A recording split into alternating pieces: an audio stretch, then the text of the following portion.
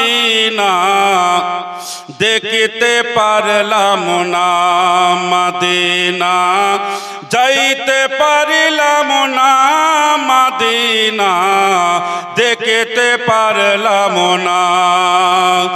আমি অসহায় তাই এত দূরে রই, আমি অসহায় তাই এত দূরে রই, শুধু জানাই সালাম মদিনা যাইতে পারিলাম না, মদিনা দেখতে পারলাম না, মদিনা যাইতে পারিলাম না, মদিনা দেখতে পারলাম না। মদিনার নাম কত সুন্দর,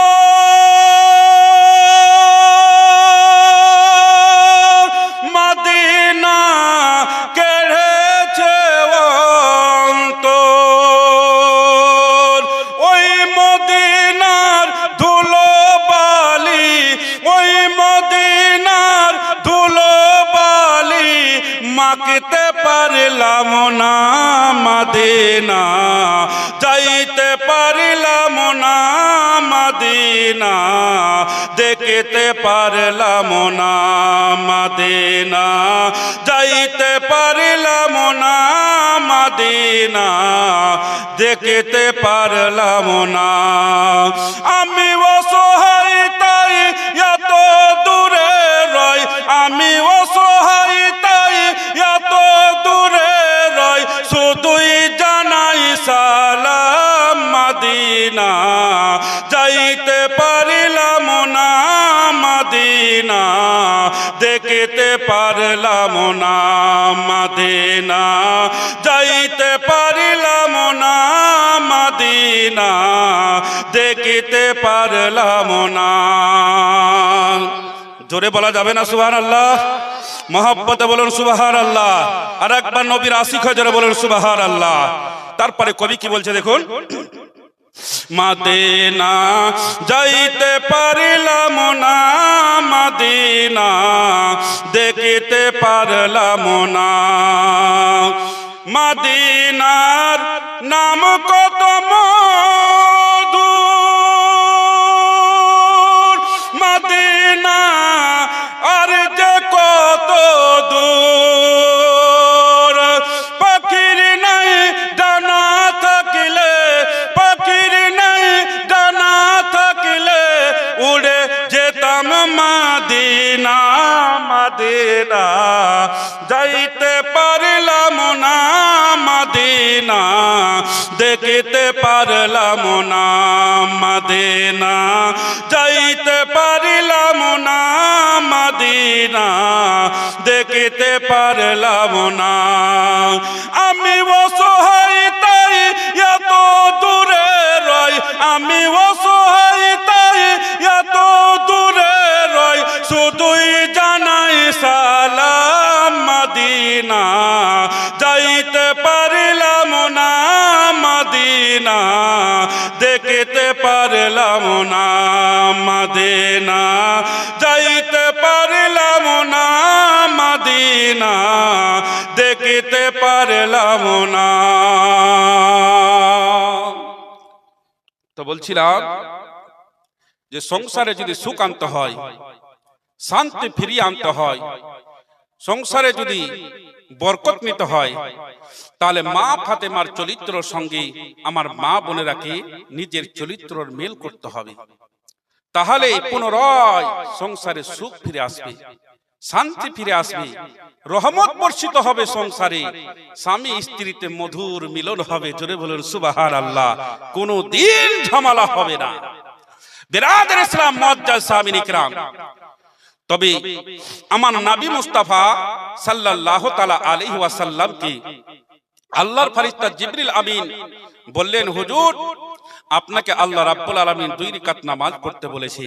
কিন্তু আমার নবী মুস্তাফা এই কথা বললেন না যে আল্লাহর ফেরেশতা জিবরিল, শুনো, আল্লাহ যেহেতু নামাজ পড়তে বলেছে 100 বার পড়বো, 1000 বার পড়বো, কিন্তু আজকে থেকে নয়, এক সপ্তাহ পর থেকে বা 15 দিন পর থেকে এই কথাটা আমার নবী মুস্তাফা বললেন না। কিন্তু এখন যদি কাউকে নামাজ পড়ার কথা বলি তো বলে মাওলানা সাহেব সামনে রমজান আসছে, রোজা থেকে পড়বো, শুরু করবো। এই রমজান পর্যন্ত কে বাঁচবে কে বাঁচবে না কেউ গ্যারান্টি দিতে পারবে? মাউতের কোনো গ্যারান্টি আছে? আমি যে ওয়াজ করার জন্য স্টেজে বসেছি চেয়ারে মাইক নিয়ে, আমি যে ওয়াজ শেষ করতে পারবো কি পারবো না এর কোনো ভরসা আছে? গ্যারান্টি আছে? নাই। এক সেকেন্ডের একটা মিনিটের মানুষের যেহেতু হায়াতের গ্যারান্টি নাই, তাহলে আর কেন পিছে, নামাজ থেকে কেন দূরে? কতদিন ধরে ভুল করবেন? জগতের মুসলমান ভুল ভেঙে খোদার ঘর মসজিদে জড়িয়ে পড়ুন, খোদার ঘর মসজিদে সাজদায় পড়ুন। বেরাদের ইসলাম মুআজ্জাজ সামিনে কিরাম, অবশ্যই আপনার শরীর স্বাস্থ্য ভালো থাকবে। নামাজ পড়লে আপনারা মাথা ব্রেন স্ট্রোকের অসুখ হবে না। নামাজ যদি পড়েন আপনার কোমরের ব্যথা হবে না। নামাজ যদি পড়েন আপনার পায়ের হাঁটুর ব্যথা হবে না। নামাজ যদি পড়েন আপনার পিঠের শিরা কোনোদিন টেনে ধরবে না। বলবেন মাওলানা সাহেব নামাজ তো পড়ি, হাঁটুতে কেন ব্যথা করে? নামাজ তো পড়ি, কোমরে কেন ব্যথা করে? নামাজ তো পড়ি, পিঠের দাড়ি কেন টেনে ধরে? নামাজ তো পড়ি, মাথা কেন ব্যথা করে? বেরাদের ইসলাম মুআজ্জাজ সাহাবীয়ে কিরাম, যেই ব্যক্তি নামাজ পড়ার পরে হাঁটু যদি ব্যথা করে, নামাজ পড়ার পরে বেরাদের ইসলাম কোমর যদি ব্যথা করে, নামাজ পড়ার পরে কি বলে আপনার পিঠের দাড়ি যদি টেনে ধরে, নামাজ পড়ার পরে মাথা যদি ব্যথা করে, তাহলে ভেবে নিতে হবে এখানে নামাজের দোষ নাই, নামাজির দোষ আছে। জোরে বলুন সুবহানাল্লাহ। এখানে নামাজের দোষ নাই, নামাজির দোষ আছে। বেরাদের ইসলাম, একটা মশলা আপনাদের বলি, আমল করতে পারলে আপনাদেরও কাজ হবে। আমার উপকার হয়েছে এবং আছি, বর্তমানে আমি ভালো আছি। বেরাদের ইসলাম মুআজ্জাজ সামিনে কিরাম, আপনারাও সেটা আমল যদি করতে পারেন, আপনার দেহের মধ্যে মূল্যবান সম্পদ যেটাকে বলা হয় দাঁত, যার দাঁত আছে সে দুনিয়ার স্বাদ বুঝতে পারবে, আর যার দাঁত নাই সে দুনিয়ার কিছু স্বাদ বুঝতে পারবে না। চিবাতে পারবে না তো স্বাদ কি পাবে? বেরাদের ইসলাম, একটা বিস্কিট দিলে ও চিবাতে পারবে না, না চিবাতে পারলে স্বাদ পাবে? একটা মাংস দিলাম চিবাতে পারবে না, স্বাদ বুঝতে পারবে? পারবে না। বেরাদের ইসলাম, যারা নামাজ পড়ছে তাদেরকেও খাস করে বলি, আর যারা নামাজ পড়ে না, নামাজ ধরলে এই আমলটা যদি আপনি করতে পারেন, কোনো দিন আপনার দাঁতের অসুখ হবে না, দাঁত তুলে ফেলতে হবে না, দাঁত নিয়ে আপনাকে ডাক্তারের কাছে যেতে হবে না। খোদার কসম করে বলি, বেরাদের ইসলাম মুআজ্জাজ সামিনে কিরাম, কেউ যদি বেতরের নামাজ ইদাদা সূরা আর তাব্বাত ইয়াদা সূরা দিয়ে বেরাদের ইসলাম প্রত্যেক দিন নামাজ পড়ে, জীবনে কোনোদিন দাঁতের অসুখ, দাঁতের ব্যথা হবে না। জোরে বলুন সুবহানাল্লাহ। বেরাদের ইসলাম, আমি যখন বেরাদের ইসলাম মাদ্রাসায় পড়াশোনা করতাম, নাবালক যখন ছিলাম, ছোট ছিলাম, তখন থেকে মশলাটা জানার পর থেকে, তখন থেকে বেরাদের ইসলাম আমল করেই যাচ্ছি। এখন পর্যন্ত দাঁতের বিষ কেমন, বেদনা কেমন, আল্লাহর রহমতে আমি জানি না। জোরে বলুন সুবহানাল্লাহ। আমি যে উপকার পেয়েছি তা আপনারা পাবেন না? অবশ্যই পাবেন, তবে আমল করতে হবে আত্মবিশ্বাস রেখে, তাহলে আপনি লাভবান হবেন। বিরাদের ইসলাম, যাই হোক, তো বলছিলাম আমার নবী মুস্তাফা সাল্লাল্লাহু তাআলা আলাইহি ওয়াসাল্লামকে যেমনই আল্লাহর ফেরেশতা জিবরিল আমিন বললেন যে ইয়া রাসূলুল্লাহ, ইয়া হাবিবাল্লাহ, হুজুর আল্লাহ রাব্বুল আলামিন আপনাকে রাতের অন্ধকারে 2 রাকাত নামাজ পড়তে বলেছে, আমার নবী মুস্তাফা এই কথা বললেন না যে আল্লাহর ফেরেশতা জিবরিল, শুনো, আল্লাহ যেহেতু বলেছে আমি নামাজ পড়ব, আজকে থেকে নয়, এক সপ্তাহ পর থেকে বা 15 দিন পর থেকে শুরু করব। আমার নবী মুস্তাফা এই কথা বললেন না। আমার নবী মুস্তাফা সাল্লাল্লাহু তাআলা আলাইহি ওয়াসাল্লাম হযরতে খাদিজাতুল কুবরা রাদিয়াল্লাহু তাআলা আনহাকে ডাকলেন, বলে খাদিজা রে, ও খাদিজা, একটু এই দিকে এসো। যেমন আমার নবী মুস্তাফা হযরতে খাদিজাতুল কুবরা রাদিয়াল্লাহু তাআলা আনহাকে ডাক দিলেন, বাবা ডানে গেলেন না, বামে গেলেন না, কাল বৈশাখীকে পিছনে করে আমার নবী মুস্তাফার ডাকে বাবা সাড়া দিলে। খাদিজা বললেন, হুজুর আমাকে ডাকলেন? বলে হ্যাঁ। খাদিজা বললেন, ইয়া রাসূলুল্লাহ, ইয়া হাবিবাল্লাহ, হুজুর গো, আমাকে কিসের জন্য ডাকলেন হুজুর? আমার দয়ার নবী, মায়ার নবী সরওয়ারে দু আলম সাল্লাল্লাহু তাআলা আলাইহি ওয়াসাল্লাম বললেন, বলে খাদিজা রে, আল্লাহ রাব্বুল আলামিনের অর্ডার হয়েছে আজকে রাতের অন্ধকারে 2 রাকাত নামাজ পড়তে হবে আমাকে আর তোমাকে। এই জন্য বলে খাদিজা রে, দেরি করো না, তাড়াতাড়ি করে একটা লোটা নিয়ে নলকূপের কাছে চলে যাও, আর 1 লোটা পানি নিয়ে তুমি নামাজের জন্য ওযু বানাইয়া নাও।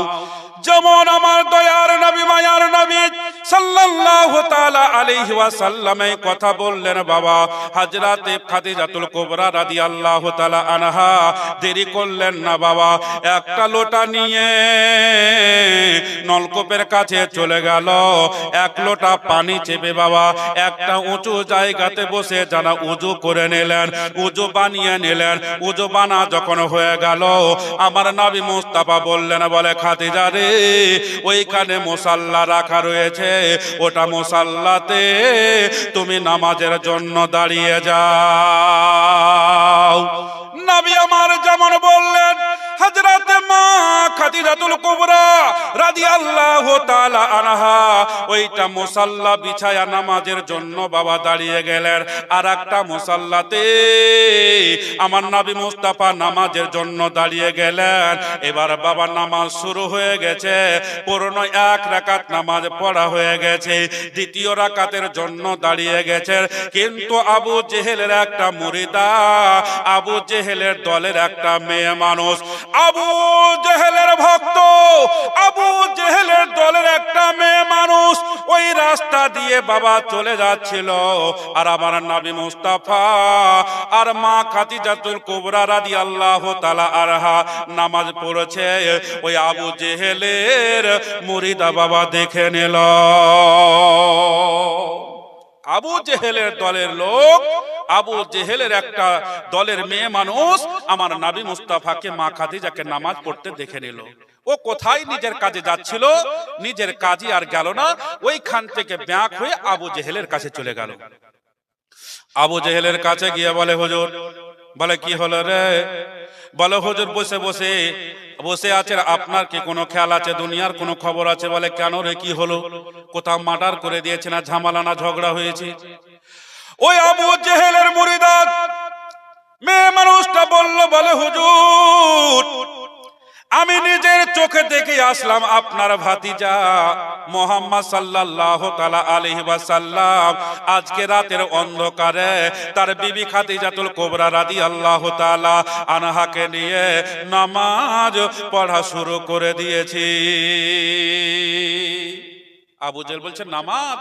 বলে হ্যাঁ, নামাজ পড়া শুরু করে দিয়েছি, আমি নিজের চোখে দেখে আসলাম। আবু জেহেল দাঁড়িয়েছিল, আস্তে আস্তে বসে গেল। বসে যাওয়ার পর মাথায় হাত দিয়ে ভাবছি, বিরাদর ইসলাম, তো আমার নবী মুস্তাফা নামাজ পড়া শুরু করেছে, তো মনে হচ্ছে আবু জেহেলের বিশাল একটা ক্ষতি করে দিয়েছে। আবু জেহেলের মনে হচ্ছে পাক্কা ধানে মই দিয়ে দিয়েছে। আবু জেহেল বিশাল টেনশনে পড়ে গেছে।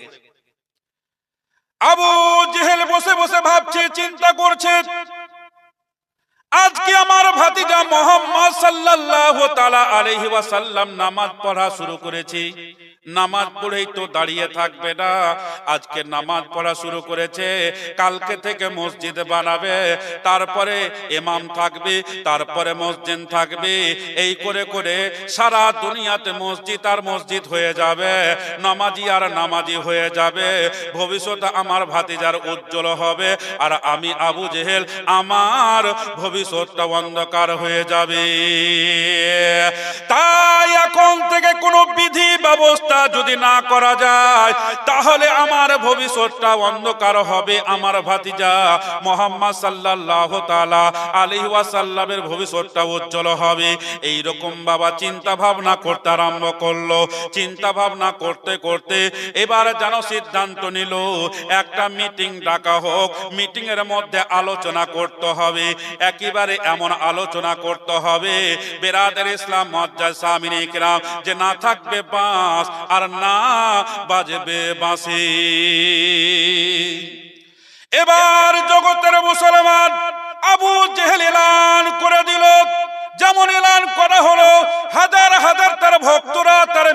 মধ্যে এসে হাজির হয়ে গেল।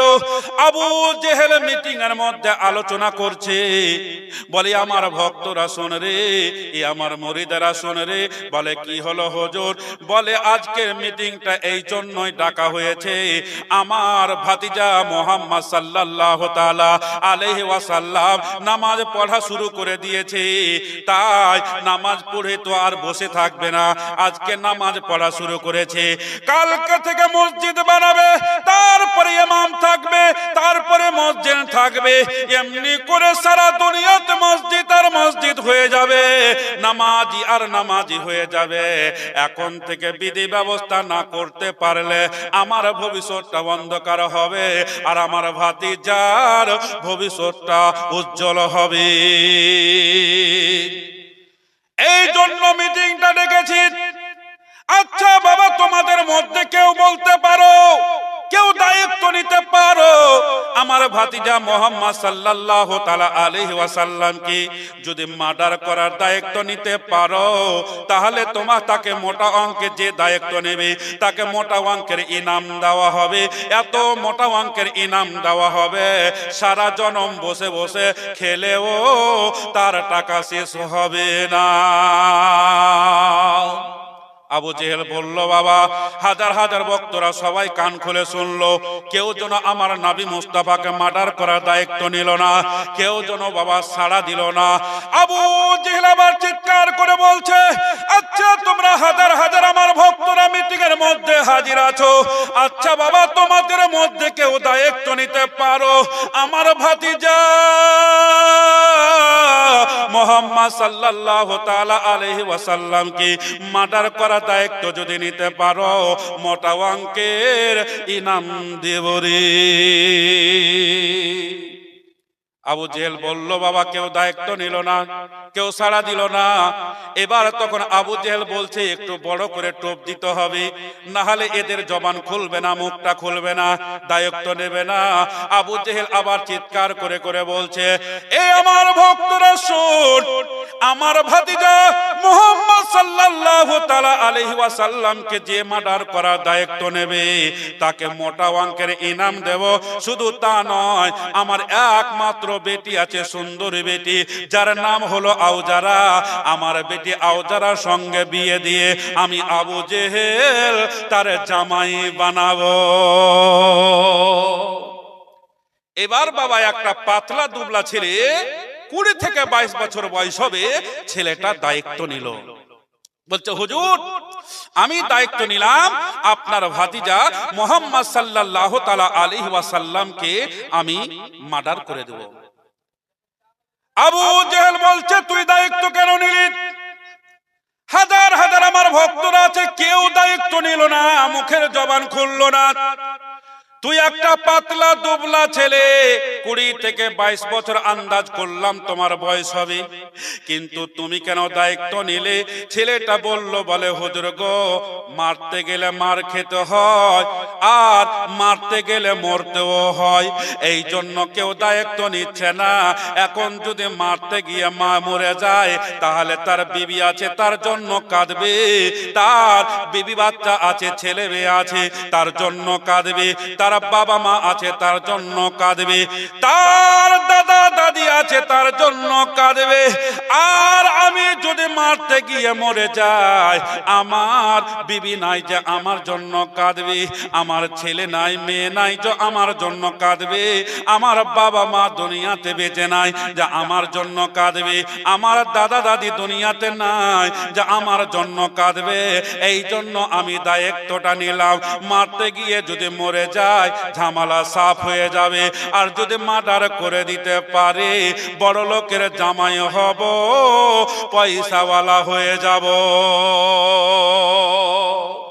এই জন্য আমি দায়িত্বটা নিলাম। বলে ঠিক আছে। এবার ছেলেটা বলছে, বিরাদর ইসলাম, ছেলেটাকে আবু জেহেল বলছে, তুই পারবি তো? মানে দেখে তো মনে হয় না যে ছেলেটা পারবে, মানে খুব পাতলা দুবলা ছেলে, তো দেখে মনে হয় না যে এত বড় কাজ করতে পারবে। আবু জেহেলের সন্দেহ হচ্ছে, তো জিজ্ঞাসা করছে, পারবি তো? বলে হ্যাঁ পারবো, মানে অবশ্যই পারবো, 100 বার পারবো, 1000 বার পারবো, কারণ আমার কাছে এমন একটা অস্ত্র আছে, এইরকম অস্ত্র বুঝে মক্কা শহরে কারো কাছে নাই। বলে এমন একটা অস্ত্র আছে তোর কাছে যে মক্কা শহরে কারো কাছে নাই, এইরকম দামি অস্ত্র। ছেলেটা তখন আরো বুকটা ভরে গেল, তখন মনটাকে বড় করে বলছে গলার আওয়াজ ছেড়ে যে মক্কা শহর তো দূরে কথা, আপনার কাছেও বুঝি এইরকম অস্ত্র নাই। তখন আবু জেহেল বলছে তুই আমাকেও চ্যালেঞ্জ করলি, তো আগে তোর অস্ত্রটা নিয়ে আয়, অস্ত্রটা আমাকে দেখা। ছেলেটা বাড়ি গেল, বাড়ি যাওয়ার পর একটা বস্তাতে করে অস্ত্রটা নিয়ে আসলো আবু জেহেলের কাছে। আবু জেহেল বলছে অস্ত্রটা বের কর। অস্ত্রটা বস্তা থেকে বের করলো, তা আবু জেহেল দেখে অবাক হয়ে গেল, আশ্চর্য হয়ে গেল। এই জন্য আবু জেহেল আশ্চর্য হলো, অস্ত্রটা দেখতে আপনার হাঁসুয়ার মতো নয়, অস্ত্রটা দেখতে আপনার তলোয়ারের মতো নয়, অস্ত্রটা দেখতে আপনার ভুজালের মতো নয়, অস্ত্রটা দেখতে বল্লমের মতো নয়, অস্ত্রটা দেখতে কোনো নেজার মতো নয়, অস্ত্রটা দেখতে আপনার ফারসার মতো নয়, অস্ত্রটা দেখতে আপনার কুড়ালের মতো নয়, অস্ত্রটা হলো সম্পন্ন আলাদা। আবু জেহেল বলল আমি অস্ত্রটা দেখলাম, দুনিয়ার কোন অস্ত্রের মতো হয় না, দুনিয়ার কোন অস্ত্রের মতো লাগে না, দুনিয়ার কোন অস্ত্রের সঙ্গে মেল নাই। আমি নিজের চোখে দেখলাম, অস্ত্রটা দেখে মনে হচ্ছে একটা কাটা উটের মাথার মতো। অস্ত্রটা দেখতে মনে হচ্ছে একটা কাটা উটের মাথা পড়ে আছে, এইরকম দেখতে আশ্চর্য জিনিস, আশ্চর্যজনক এই অস্ত্র। আবু জেহেল বলছে যা পারিস তো তুই পারবি। ছেলেটা তখন বলছে যে আমি মারবো, শর্ত আছে 3টা। আবু জেহেল বলছে এই তো পারবি না বলে তাল বাহানা শুরু করে দিয়েছিস। বলছে তাল বাহানা বলেন আর যাই বা বলেন, 3টা শর্ত না মানলে আমি কিন্তু মার্ডার করতে পারবো না। বলে কি শর্ত, আগে শর্তটা বল। বলে 1 নম্বর শর্ত, আপনার ভাতিজাকে আমি বাড়িতে ঢুকে মার্ডার করতে পারবো না, বাড়ি থেকে বেরিয়ে যখন যাবে আমাকে খবর দিবে, আমি যাব। 2 নম্বর শর্ত হলো নবী পাক সাল্লাল্লাহু তাআলা আলাইহি ওয়াসাল্লামের একটা পাহুড়মান চাচা আছে যার নাম হলো আমির হামজা, ও যদি বাড়িতে থাকে তাহলে আমি মার্ডার করতে পারবো না। আর 3 নম্বর শর্ত হলো নবী পাক সাল্লাল্লাহু তাআলা আলাইহি সাল্লাম এবং তার চাচা আমির হামজা, এরা 2 জন যখন বাড়ি থেকে বেরিয়ে যাবে, অর্থাৎ নবী পাক যখন বাড়ি থেকে বেরিয়ে যাবে আর তার চাচাও যখন আমির হামজা তীর আর ধনুক নিয়ে ব্যবসা কি বলে শিকারে চলে যাবে, আমাকে খবরটা এনে দিবে, আমি কাজটা করে দেব। বলে যা তুই এখন আরাম কর, আমি দেখছি ভাবছি। আবু জেহেল ভাবছে কি করা যায়, এখন আমার বাড়ি হচ্ছে এখানে আর আমার ভাতিজার বাড়ি হচ্ছে ওখানে, তো কখন বাড়ি থেকে বের হবে, কোথায় যাবে, আমি কি করে জানতে পারবো। তাই বিরাদর ইসলাম ওখানে তো একটা লোকের দরকার পাহারা দেওয়ার জন্য, গেলেই খবরটা এনে দিবে, কিন্তু আমি তো বাড়িতে বসে বসে জানতে পারবো না। তাই আবু জেহেল চিন্তা ভাবনা করছে কাকে পাঠানো যায়, কাকে দিয়ে কাজ হবে। বিরাদর ইসলাম এরকম চিন্তা ভাবনা করছে, তো আবু জেহেলের সামনে দিয়ে একটা মেয়ে মানুষ চলে যাচ্ছে। আবু জেহেল এই ভাই শুন। বলে কি হলো? বলে একটা কাজ করতে পারবি রে? বলে কি কাজ? বলে সেই রকম বড় কোনো কাজ নয়। বলে তবুও কি কাজ? বলে আমার ভাতিজা বাড়ি থেকে বের হয়ে যখন চলে যাবে খবরটা এনে দিবি, বেতন মিটিয়ে নিবি, বাকিতে কাজ করাবো না, তোর ডিউটি শেষ। বলে টাকা যখন দিবেন কাজ হবে, চললাম। ও চলে গেল, আমার নবী মুস্তাফার বাড়ির আশেপাশে গোয়েন্দাগিরি করছে, ঘোরাফেরা করছে, যাকে সিবিআই বলা হয়। বিরাদর ইসলাম আমার নবী মুস্তাফা বাড়ি থেকে বের হলেই খবরটা আবু জেহেলের কাছে এনে দিবি। আবু জেহেল বলছে আরেকটা মেয়ের দরকার, এরকম চিন্তা ভাবনা করছে। আরেকটা মেয়ে চলে আসলো, বলছে এই মেয়ে কোথায় যাবি শোন। মেয়েটা আসলো, বলে কি খবর? বলে একটা কাজ করতে পারবি? বলে কি কাজ? বলে নবীর চাচা আমির হামজা বাড়ি থেকে বেরিয়ে যখন শিকারে চলে যাবে খবরটা এনে দিবি, বেতন মিটিয়ে নিবি, বাকিতে কাজ করাবো না, তোর ডিউটি শেষ। বলে হ্যাঁ পারবো। ওই মেয়েটাকে আমির হামজার বাড়ির আশেপাশে ওকে গোয়েন্দাগিরি করার জন্য পাহারা লাগিয়ে দিল। এরা 2 জন ওখানে ঘোরাফেরা করছে। ঘোরাফেরা করতে করতে আমার নবী মুস্তাফা সাল্লাল্লাহু তাআলা আলাইহি সাল্লাম বাড়ি থেকে বেরিয়ে গেলেন, একটা রহমতের চাদর গায়ে দিয়ে বাড়ি থেকে নিরস্ত্র অবস্থায়, মানে খালি হাতে আমার নবী মুস্তাফা বেরিয়ে পাহাড়ের দিকে চলে গেলেন। বলে সুবহানাল্লাহ। মেয়েটা দৌড়তে দৌড়তে চলে আসলো, হাঁপতে হাঁপতে। আসার পরে আবু জেহেলকে বলছে, হুজুর আমি নিজের চোখে দেখে আসলাম আপনার ভাতিজা বাড়ি থেকে বেরিয়ে পাহাড়ের দিকে চলে গেল। আবু জেহেল পকেট থেকে টাকা বের করে খচখচ করে গড়ে দিলে, বলে যা তোর ডিউটি শেষ। এবার আবু জেহেল চিন্তা ভাবনা করছে, ওই মেয়েটাকে না আসে না, ওই আসলে তো কাজ হয়ে যাবে। আবু জেহেলের মুখের কথা জবান জারি, ওই মেয়েটাও দৌড়তে দৌড়তে হাঁপতে হাঁপতে চলে আসলো। আসার পরে বলছে, হুজুর আমি নিজের চোখে দেখে আসলাম নবীর চাচা আমির হামজা একটা ঘোড়ার উপরে চড়ে তীর আর ধনুক নিয়ে শিকারে চলে গেল। আবু জেহেল পকেট থেকে টাকা বের করে খচখচ করে গুনে ওকে দিয়ে দিল, বলে যা তোর ডিউটি শেষ। এবার ছেলেটাকে খবর দিল, বলে আজ আমার ভাতিজা বেরিয়ে পাহাড়ের দিকে চলে গেছে, এবার তোর কাজ কর। এবার দেখেন বাবা, আমার নবী মুস্তাফা সরওয়ারে দু আলম সাল্লাল্লাহু তাআলা আলাইহি ওয়াসাল্লাম রহমতের চাদর গায়ে দিয়ে বাবা যেন চলে যাচ্ছে। আর এইদিকে নবীর দুশমন আবু জেহেলের জামাই হবার লোভে, পয়সাওয়ালা হবার লোভে আমার নবী মুস্তাফার পিছনে পিছনে বাবা চলে যাচ্ছে। নবী আমার চলে যায় বাবা, নবীর দুশমন পিছনে পিছনে চলে যায়। যেতে যেতে যেতে যেতে যেতে যেতে বাবা হঠাৎ করে আমার নবী মুস্তাফা সাল্লাল্লাহু তাআলা আলাইহি ওয়াসাল্লাম দাঁড়িয়ে গেলেন। কারণ আমার নবী মুস্তাফা হচ্ছে গায়েবের সংবাদদাতা নবী। আমার সামনে যেমন দেখেন পিছনের চোখ দিয়ে পিছনেও তেমন দেখেন। পিছনের চোখ দিয়ে আমার নবী মুস্তাফা দেখে নিয়েছেন আমার পিছনে পিছনে একটা যেন পাতলা দুবলা ছেলে আমার পিছনে পিছনে চলে আসছে। তাই আমার নবী মুস্তাফা দাঁড়িয়ে পিছনে ঘুরে গেলেন। ছেলেটা থমকে দাঁড়িয়ে গেল, বলে কাজ মনে হয় করতে পারবো না। নবী আমার চাদর মোবারক খানা এবার যেন গা মোবারক থেকে খুলে বাবা ওই দুশমনের মাথার উপরে চাপিয়ে দিল। কিতাবের মধ্যে লিখছে আমার নবী মুস্তাফা চাদরখানা ওই দুশমনের মাথার উপরে এই জন্য চাপিয়েছিলেন যে এই ছেলেটা আমার কাছে মুরিদ হতে এসেছে, ইসলাম গ্রহণ করতে এসেছে, না আমার দুশমন হিসাবে আমাকে আমার কোনো ক্ষতি করতে এসেছে। এই চাদরটা ওর মাথাতে দিলেই আমার নবী মুস্তাফা বুঝতে পারতো। জোরে বলুন সুবহানাল্লাহ। তাই চাদর মোবারক খানা যেমনই ছেলেটার মাথার উপরে দিয়েছে, ওই ছেলেটা আমার নবী মুস্তাফার চাদর মোবারকের বাবা মর্যাদা বুঝলো না, আমার নবী মুস্তাফার চাদর মোবারকের শান ও শওকত বুঝলো না। ওই চাদর মোবারক খানাকে মাথা থেকে বাবা উস্তে জমিনের বুকে ফেলে দিল। আহারে এত দামি চাদর, এত দামি চাদর, এত বরকতময় রহমতের আমার নবী মুস্তাফার চাদর, যে চাদর মোবারক খানা দুনিয়ার বুকে লক্ষ লক্ষ টাকা দিয়ে কিনা সম্ভব হবে না। এত বরকতময় চাদরের মর্যাদা শান ও শওকত বাবা আবু জেহেলের দলের লোক আমার নবীর দুশমন বাবা চাদরের মর্যাদা বুঝলো না। আহারে চাদরের কত বরকত দেখুন বাবা। আমার নবী মুস্তাফা সাল্লাল্লাহু তাআলা আলাইহি ওয়াসাল্লাম মসজিদে নববী শরীফে মেম্বারে দাঁড়িয়ে দাঁড়িয়ে বাবা ওয়াজ করেছেন, চাদর মোবারকটা গায়ে দিয়ে আছেন। নবীর সাহাবীরা মসজিদের ভিতরে পরিপূর্ণভাবে ভর্তি হয়ে আছে।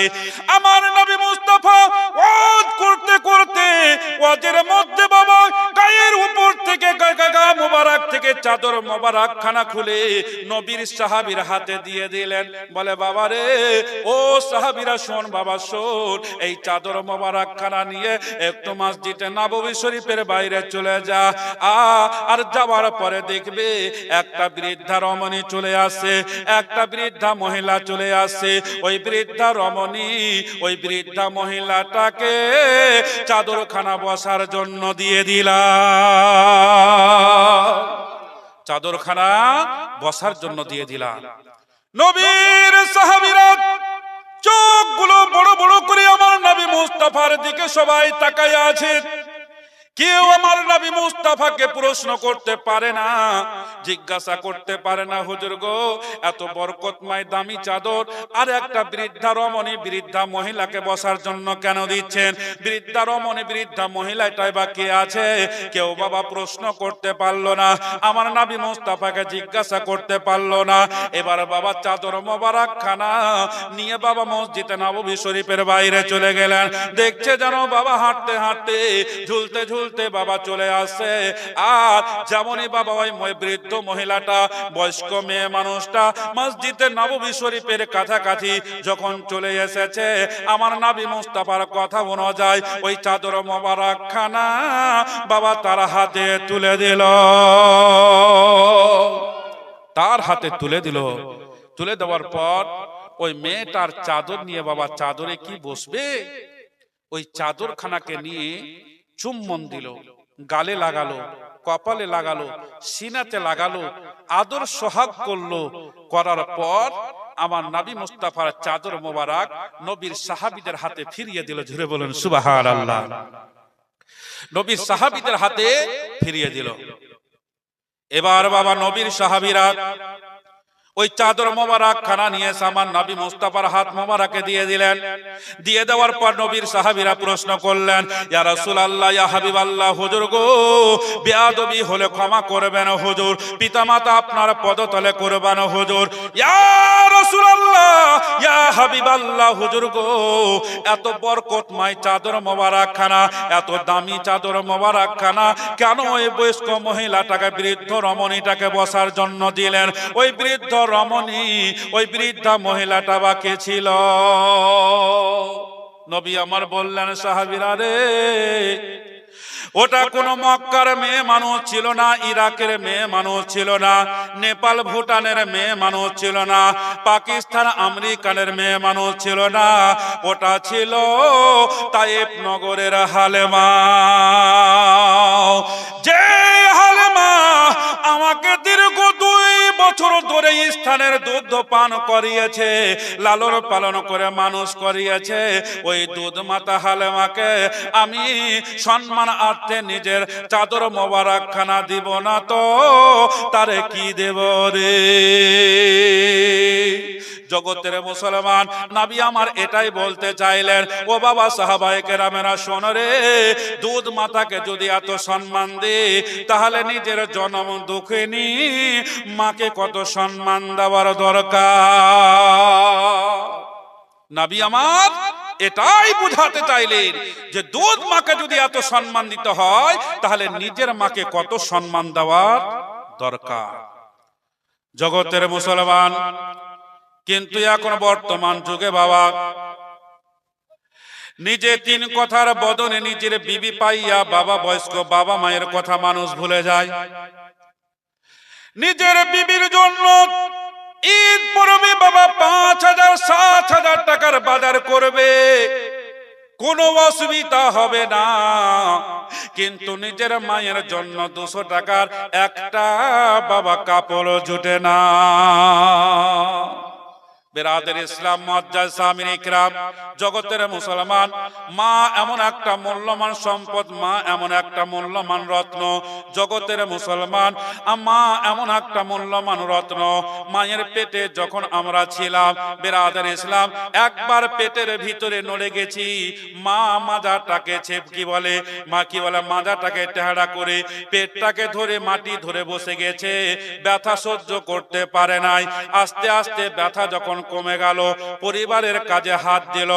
মায়ের যখন প্রসব বেদনা উঠে যায়, জগতের মুসলমান, কত মা যেন বাবা সহ্য করতে পারে না, চিৎকার করে কান্না করে করে বলে, তোমরা কে আছো আমার পাশে দাঁড়িয়ে আমাকে একটা দাও, আমাকে না হলে একটু বিষ এনে দাও, আমি বিষ পান করে আত্মহত্যা করে দেব, আমি প্রসব বেদনা সহ্য করতে পারি না।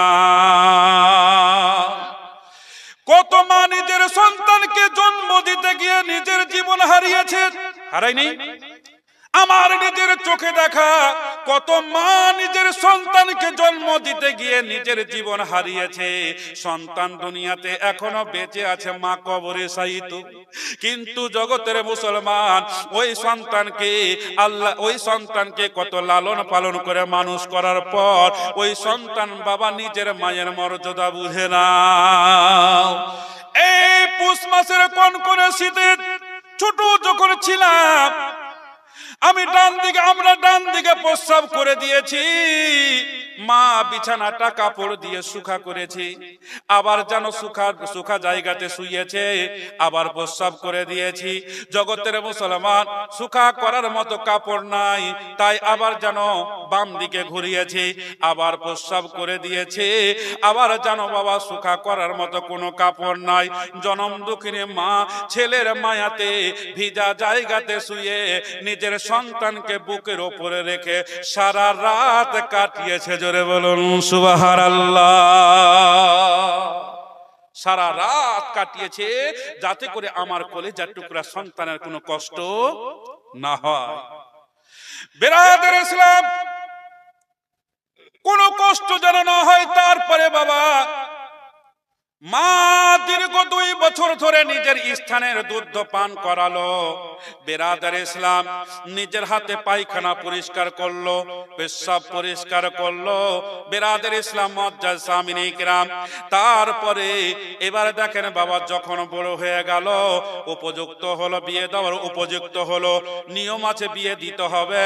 যখন বিয়ে দিয়ে দেওয়া হলো, ওই 3 কথার বদলে বাবা বিবি পাইয়া ওই মায়ের কথা একেবারে মানুষ ভুলে যায়। ওই মায়ের কথা একেবারে বাবা ভুলে যায়।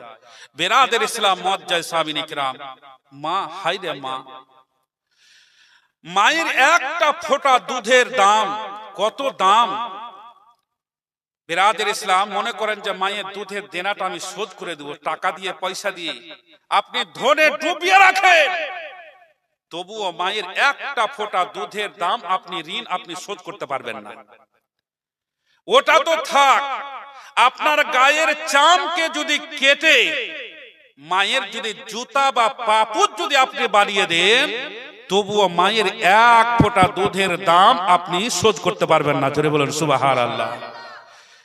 বিরাদর ইসলাম, তাহলে গায়ের চামকে কেটে যদি মায়ের পায়ের পাপুচ বানিয়ে দিই, তাতে করে যদি মায়ের একটা ফোঁটা দুধের ঋণ শোধ করতে না পারি, তাহলে মাকে কেমন দেখা দরকার, তার খিদমত কেমন করার দরকার। বিরাদর ইসলাম, দয়াবতী দরদিনী মা,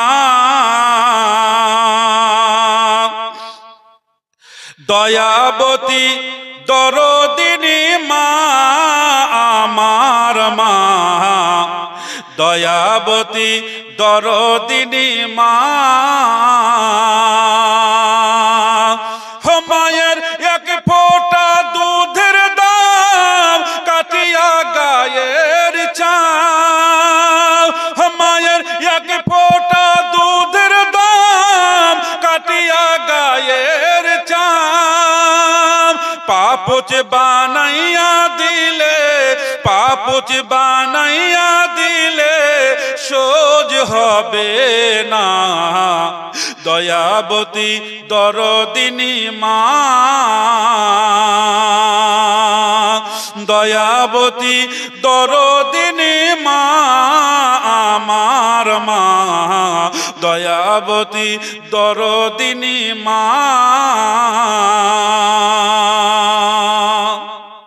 মা যদি কষ্ট পায়, আল্লাহর আরশে আযম হিলে যায়।